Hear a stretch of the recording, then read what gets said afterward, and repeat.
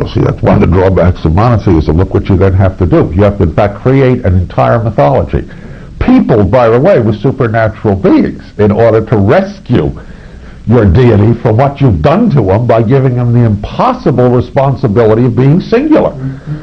And or you begin to go Gnostic and imagine, my God, he's not singular then, or he's not the real one, or some other such thing. It's a terrible problem. I don't know that evil is in fact as ubiquitous a concept as Christians think it is. In fact, I'm not clear it's an important category for anyone but Christians. And it's not evil, it's sin. Evil is already a wishy-washy translation of what Christians are up to. And if you use the more particular language of sin, then if you look at, every religion has a vicissitude it's struggling with, but a sin is not,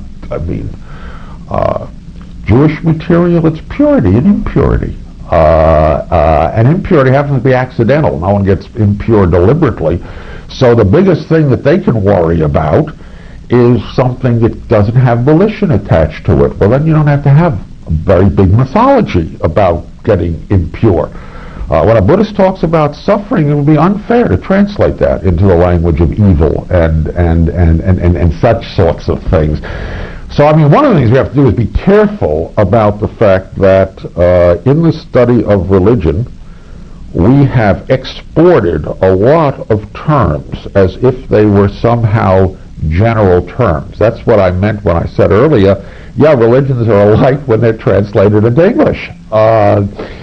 Because you've spoiled the native vocabulary. You've spoiled distinctions that are very live for them and treated words as synonymous that for them aren't, in fact, really quite synonymous.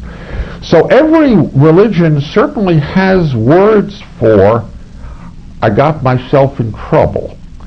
The trouble is differently characterized. And the how I got myself and who got me there will run the gamut, usually, because people are smart, usually appropriate to the problem.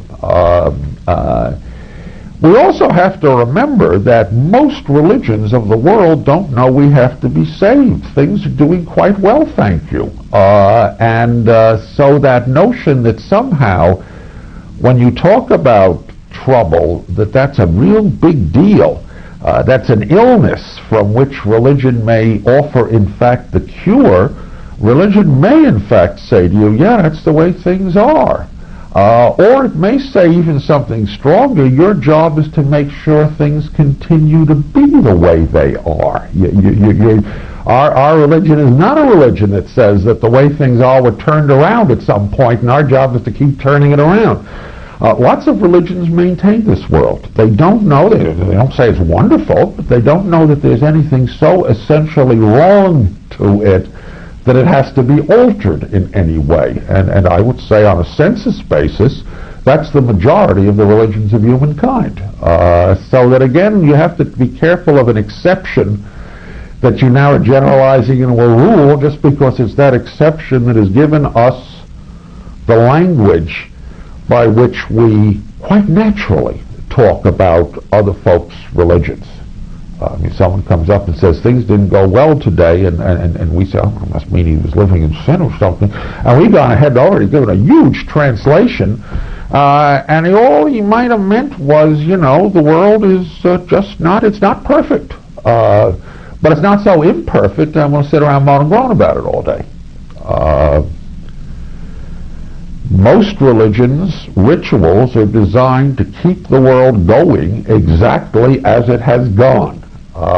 Every now and then we find a religious tradition that does rituals to say, I'll make you born again, I'll do something else which will change the way the world is. But I don't really think that's as widespread as we think it is.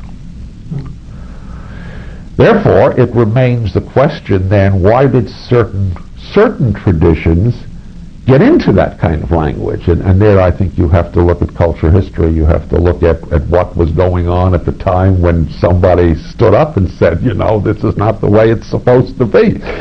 And that's a very different question, and I think there are hypotheses, and